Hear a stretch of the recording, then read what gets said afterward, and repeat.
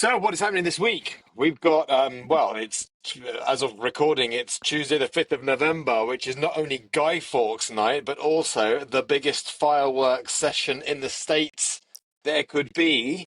And so I think we should just kick off with that, Mads. I mean, how can we not talk? I know it's the European VC and it's UK and Euro stuff, but how can we not talk about the American election? I mean, let's just say it's pretty, it's a very important election, right? It's going to determine lots of things. We've unpacked some of them previously. What's going to happen in tech M&A, what's going to happen with inflation, interest rates, spending, what's going to happen geopolitically, what's going to happen in Ukraine, what's going to happen in the Middle East. So much will sort of revolve around the outcome of today's election. And, I wish it was just a show because it's actually quite exciting. Unfortunately, there are real world consequences too. I'm addicted. I'm addicted to the drama. I cannot imagine a world without Trump headlines. Whether he wins or he loses, I just can't imagine. And at some point, we will have to move into a world where the news cycle isn't Trump-tastic. Even this side of the pond is just nuts. Yeah, that's a very good argument for not wanting Trump to win is that hopefully the Trump headlines will then go away. But who knows? Oh, I hope so. Well, I mean, this has been the most expensive election campaign ever. I mean, between congressional and presidential, there's been $16 billion spent to produce what is effectively a dead heat tie in the polls.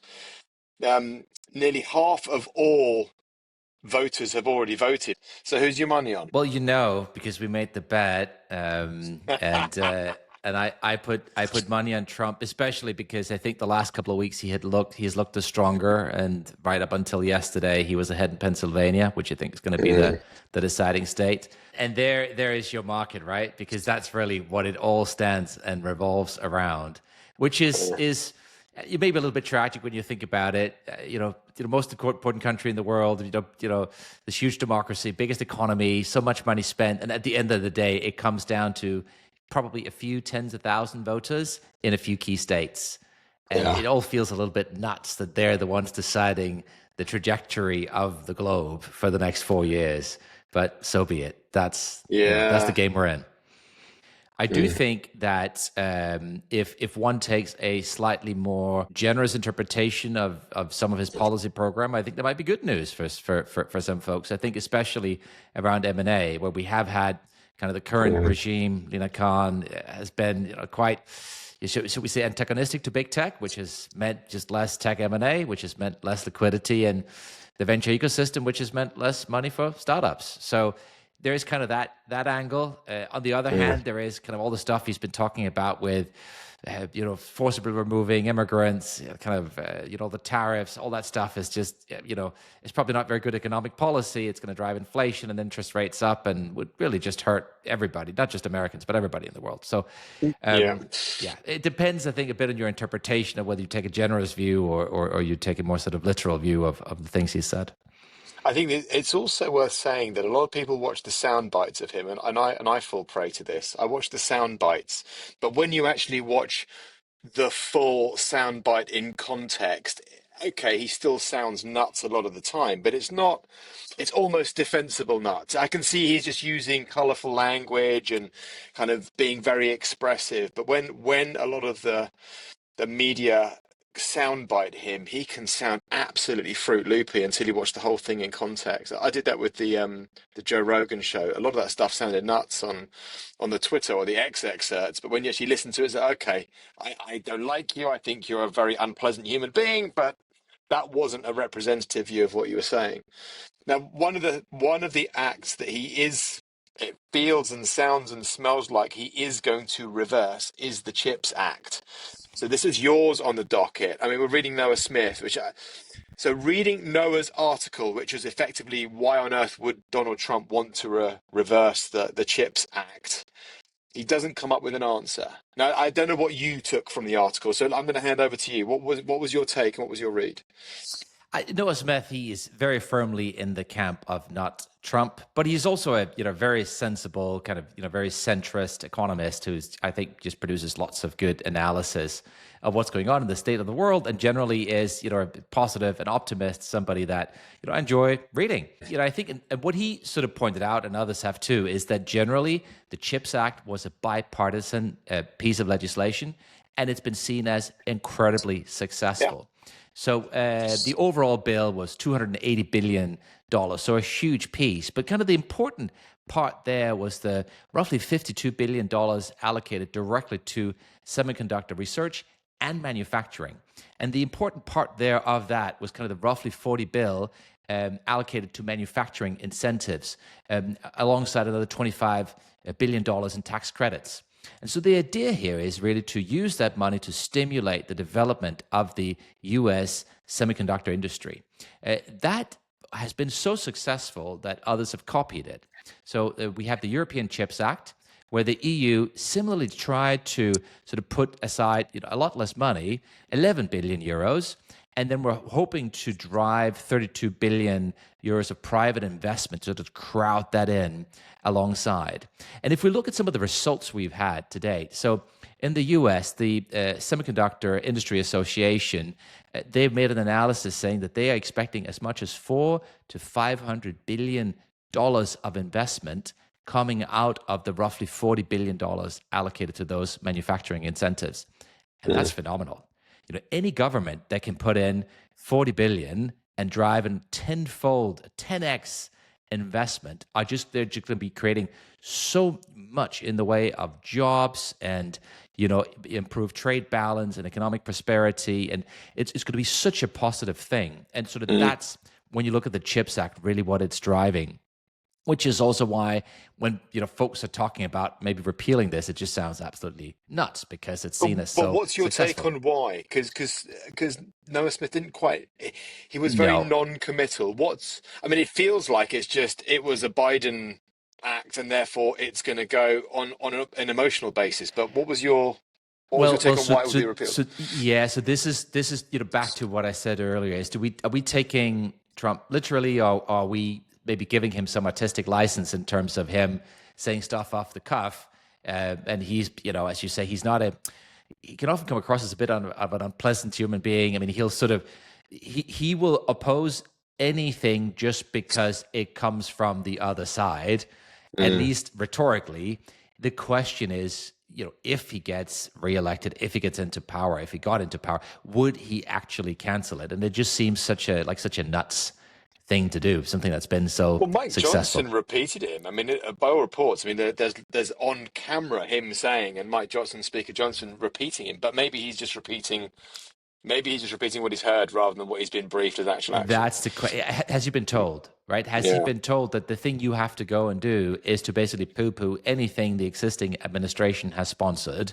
yeah, I know. And then after the election, we'll do whatever we please. I think what Europe has tried to do, what's worked and what probably hasn't worked yet, is instructive, and I think it's worth touching on. So as I mentioned, the European Chips Act, similarly was trying to allocate 11 billion euros, but a smaller portion of that comes from our quote unquote federal budget, right? So kind of the commission budget. I think it's like 3 billion euros, with the remainder meant to be coming from the national governments. And the noise so far is that Intel, they were talking about kind of up to 33 billion of investment in Germany and new plants there. TSMC discussing a new $10 billion fab in Dresden.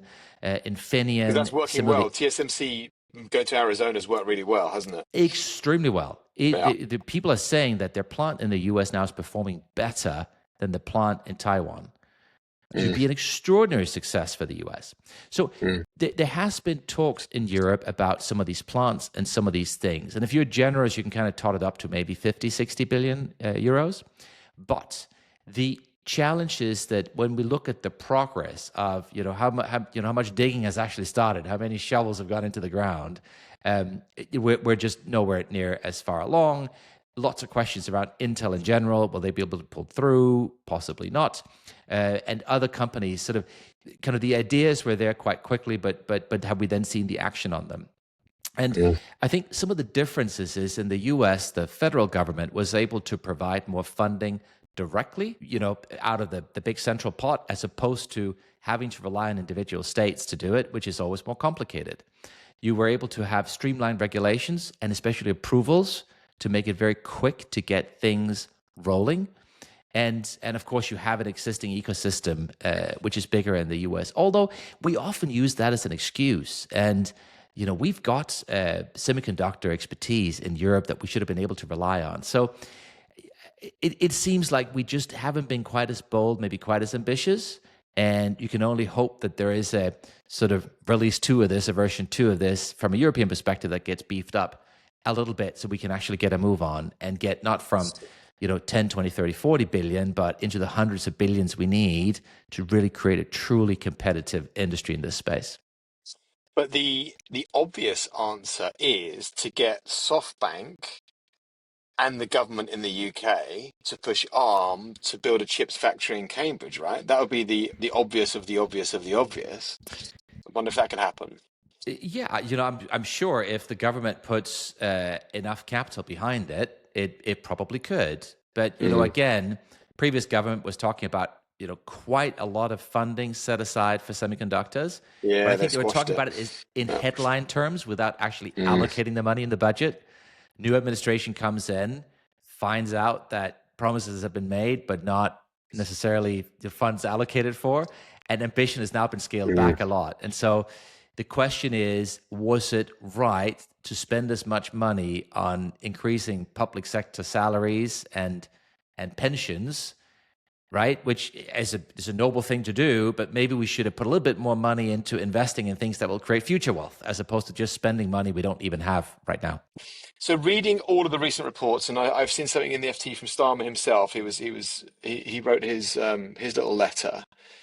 It feels like the mantra wasn't invest, invest, invest, has been purported, as in came out of their mouths live at the budget, but stability. So I kind of buy, and what's your take on this? I kind of buy, okay, we wanted to create this kind of stability, structural, let's sort the NHS, let's fill the fiscal gap, and then we're going to have the investment conversation. So this is me being a possibly a naive optimist. It feels like they're still making the right noises about investment, but they're not actually doing anything just yet. But what's your take? I don't think it's behind the scenes. I think it's exactly the opposite that's needed. And, as we've talked about before, there was initially a willingness to give them a little bit the benefit of the doubt, also because the previous administration had sort of run out of energy and felt a bit tired. The challenge... Consistency, energy, money, and the list can go on. The challenge, as we've talked about, is you have fundamentally an administration now that even if they want to do the right thing, there's questions as to whether they actually really understand business and understand how wealth is created. With the best will in the world, I mean, Starmer's not a dummy, but he's a public prosecutor. I mean, he's a lawyer, right? Reeves is a very smart economist. Very good with numbers, I'm sure, but she's never built a company. And there aren't that many on the labor benches that have been in business and really understand how business works. And so I think a lot of times people default to what they know, and there are a lot of civil servants and government workers, and so they have a lot of knowledge and affinity for those sectors, and that's where they go and that's where they focus. We saw today they're talking about the third runway at Heathrow. And we know if you are a private company and you need to allocate capital to something, the most important thing is certainty. The last thing you want to do, the last thing you can do and afford to do, is to spend years of uncertainty, of allocating money to architects and engineers and designers and consultants if you don't know whether a project is going to go ahead or not.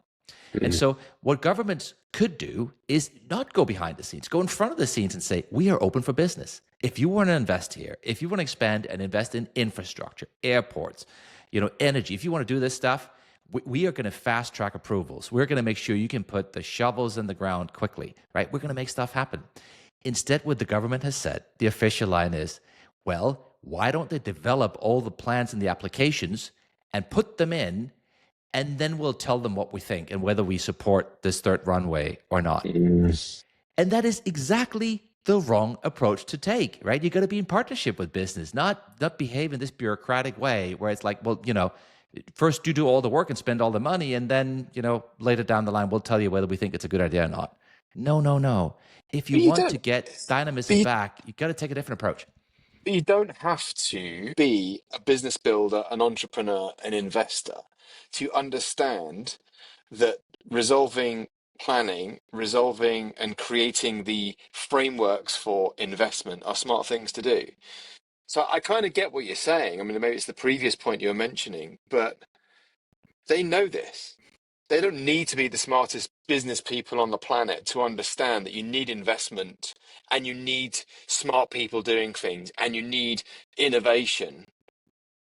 So I can't work out why they're not doing it. The only thing I can think of is politics. The only thing I can think of is that, yeah, the budget, they wanted to just like be seen to be sensible and not like the previous crew. And then, and then I'm hoping that now comes the investment piece and the smart investment piece and the regulation changes, the planning changes. 'Cause they've said the words. Starmer and Reeves have both said the words. I think the third runway at Heathrow is an excellent litmus test. You want to attract private capital into the UK to drive economic growth. There's a project here that the capital and the country has been crying out for 20 years. We have international backers ready to go. But isn't that the problem? Isn't that the political hot potato? It's got so much legacy around it. But everything does. That's why nothing gets done. That's exactly this. This is no. God. You can no longer be behind the scenes. Somebody's got to stand up. Somebody whose name starts with Kieran, ends with Starmer, has got to stand up and say enough. We're going to prove this stuff. It's going to happen. If you want to invest and build and make and do and grow, we're going to back it. We're going to fast track it. And the naysayers and the people that want to stop it, they're not going to have a voice. We're not going to listen to them now because we need the country to go back to building and growing. Yeah. And unless you get that kind of message from the top, it's going to be another 5 years of not very much getting done. This does have also, I think, ramifications for Europe in Berkshire Hathaway liquidating and cashing up, really. Now, over the last 20 years, they've pushed their cash reserves from pretty negligible nothing into the 300 billion bracket, and they've been a net seller of stock for 8 consecutive quarters. So their cash reserves now sit at $325 billion. So what is going on with Warren Buffett? And are there, I mean, the obvious thing to say is that he's saying everything's overpriced, there's too much risk, I'm going to cash out and I'm going to wait for something to happen on the other side and then I'll come back in. So what's happening here from your perspective?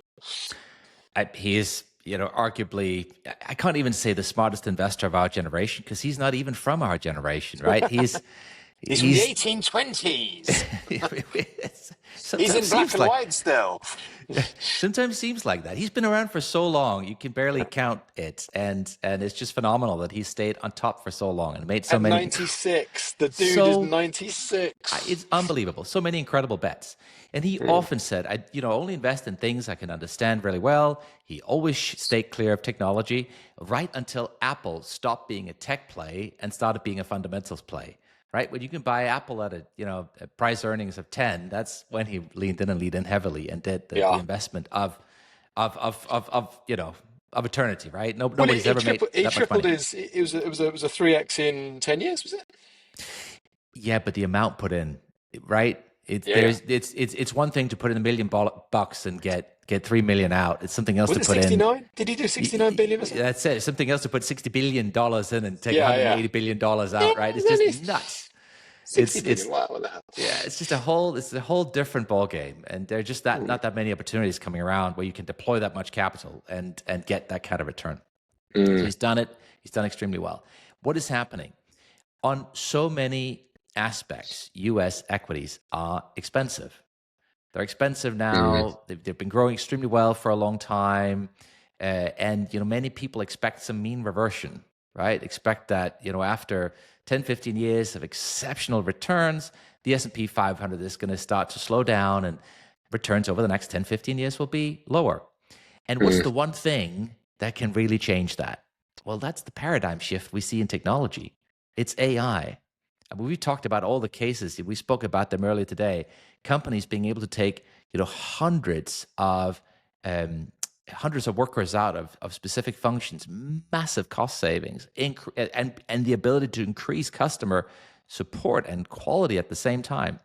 Mm. If that paradigm shift comes good the way we think it will, well, the S&P's got a long way still to go, right? Because earnings are going to Yeah. continue to grow at a very nice clip.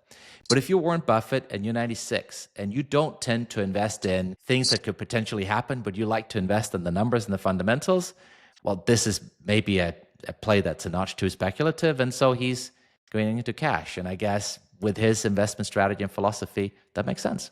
Yeah, he's been tapping out for the last couple of years, hasn't he? That's a lot Yeah. of money. Mhm. Oh, we have been playing with uh, Chat GPT search, and it looks like a compelling product. I mean, I flipped my default browser to Chat GPT. So we've talked about this a lot, but is this another chip away at Google search dominance, do you think? I mean, obviously this is price. You have to pay, I think, for the premium version. I think it was on a wait list and you have to pay. But is this going to be another stick in the side of Google, or will Gemini come back? Or what's your take on this? I mean, there's a reason why Sergey Brin is back in the lab full time now, right? Tinkering. Well, I think it's more than just tinkering. The Mm. Google fundamentally has got to reinvent itself. So the company's quite diversified today. People don't always appreciate that YouTube is on a standalone basis a $50 billion revenue business. Okay, But so search is still the lion's share, right?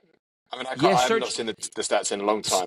search is still the biggest business, but it's created other business lines. And there's kind Yeah. of you've got two things that are attacking now. You have on one hand, you have this nasty antitrust thing and Mm. the potential breakup of Google, and then you have, quite frankly, these LLMs and OpenAI on the other side.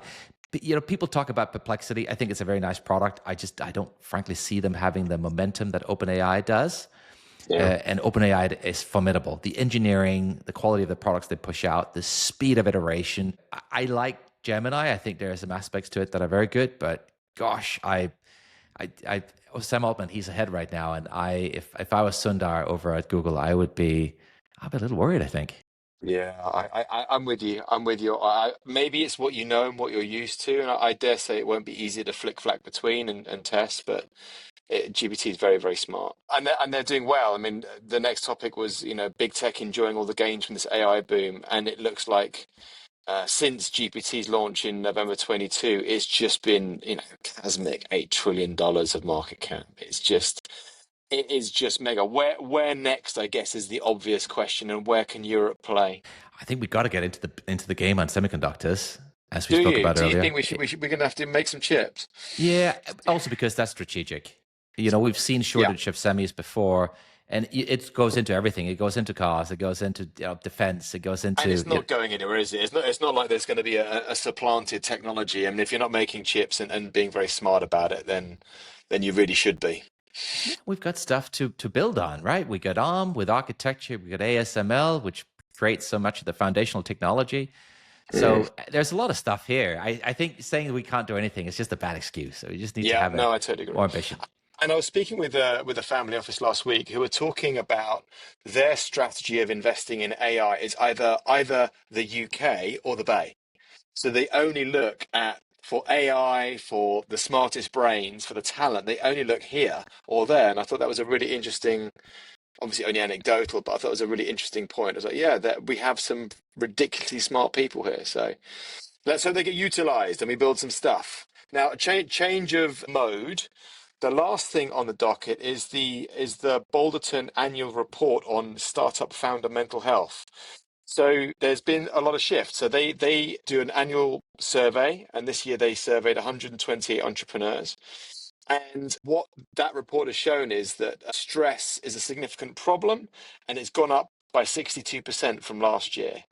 The factors, just to list a couple of the factors that it kind of went into some more of the detail about, the impact on older founders. Now, what people I think don't fully always appreciate is the average age of a founder is about 39, depending on which report you read. It goes from 35 to 42, somewhere in that bracket. So these aren't 22-year-old Mark Zuckerbergy Ivy League kids. The average age of a startup founder tends to be quite old.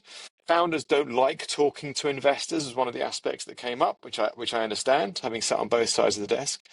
The financial stress, and now this has obviously been driven by, there was a number of down rounds last year. 30% of deals last year were down rounds. 42% of founders state that financial stress was a massive contributor to burnout. And the question, I guess, for you and us in the room is about what role should VCs play in the startup founder mental health issue, do you think? Yeah, I think it's a really good question, and I think there are lots of different vectors to it. I would say, importantly, upfront, uh, we have to be really, really candid and conscious about the model of venture capital and Mm, the fact that when we invest, it's not a loan, and that we expect some companies not to succeed, and that's part of the industry, and that's part of how it's supposed to work. I mean, it's not that we deliberately invest in companies and expect them to blow up, but we're also not going to, if a company doesn't work out, we're not going to hold the founder personally liable and tell them they're bad people, or, it's somehow all their fault or anything like this. The expectation is that some businesses won't work for a wide variety of reasons. Of course, Is we venture capital too aggressive? I think there are some really bad actors. I think there's some investors that just don't quite get it and become personally vindictive if companies fail. Mm, Now, there are also founders that lie to mm, avoid owing up to reality. So I wouldn't mm. put it all on the investors, but I think there is sometimes a bad dynamic. And so I just think it's so important that investors are not, if a founder fails, if the company just didn't work out, that's okay, right? Then we try and figure out if we can do the next one. Mm, As opposed to, oh, you're a bad human being, or this didn't work, or whatever, it's all your fault. And mm. I think we have to give founders license to aim big and try to go big, and for things sometimes not to work out, and that's okay. I think you alluded to this at the beginning of your bit, but there is this misconception, I think, that venture capital is an extension to taking angel funding or other routes of funding, and it's not. It is a very different track, and it is go big, go global, go fast, speed of sale, speed of scale, which doesn't suit. I mean, I think venture capital is that odd paradigm where it virtually suits no one. It almost suits none of the 100 startups that are started. It probably doesn't suit 99. So, and I'm not convinced that founders genuinely sometimes know what it is, and they very quickly learn. But I'm always intrigued by what services or facilities we should set up, coaching, support. I know some funds with some mumpreneurs have child support services, so taking some of the strain and stress away outside of the business or dealing with some other aspects of life outside of the business. And I'm not sure whether VC should or shouldn't do those things. So that's the open-ended question, I guess, that I have for us is what should we do to support founders better with not just their mental health, but their, the formative side, not just keeping them out of the therapist's chair, but how do you improve your mental strength and your abilities and your capabilities?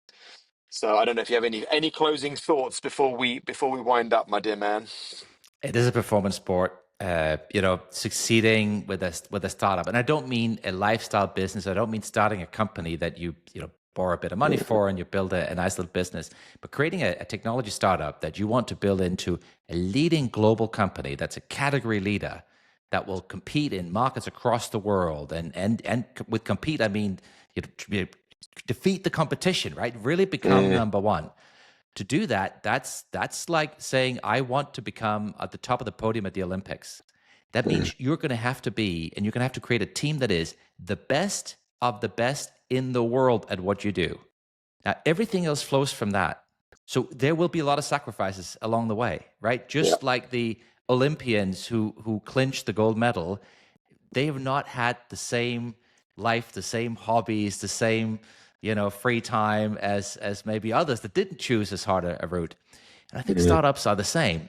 So you have to be willing to suffer some sacrifices along the way, and you have to be prepared for that.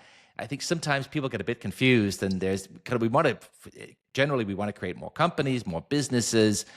We want to help people, and a lot of that is probably should become lifestyle businesses, and that's a very different trajectory. But if you want to go down the venture route and become a global leader, that's a very specific thing. And I think a lot of the things that we sometimes conflate with this, they're not really that. They're not about Mm, creating Olympic glory. They can be good and fair and fine enough themselves, but there's something else. So just Know being the beast, I think. honest and open and frank about what this is. This is a performance sport. You Yeah, raise this money, you're trying to be the best in the world at what you do, with yeah. all that entails. Know the beast, know the beast. Get on the venture track. If you're going to do it, go for it. That is all we have time for. It has been The Seed. It is Tuesday, the 5th of November. All of the love. See you next week. See ya.